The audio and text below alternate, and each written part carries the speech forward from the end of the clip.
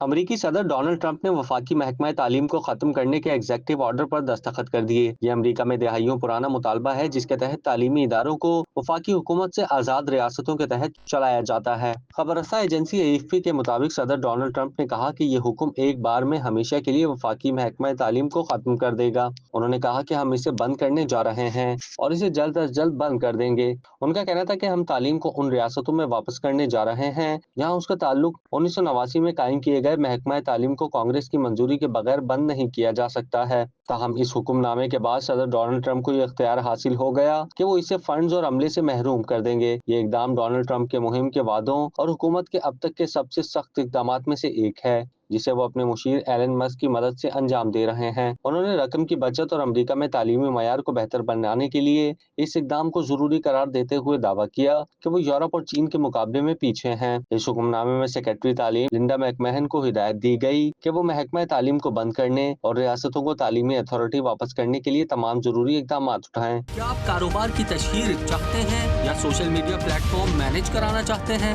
تو دیر کیسی، ابھی رابطہ کریں اونلی نیوز کی ٹیم سے۔ ہمارا کانٹیکٹ نمبر آپ کی اسکرین پر ہے۔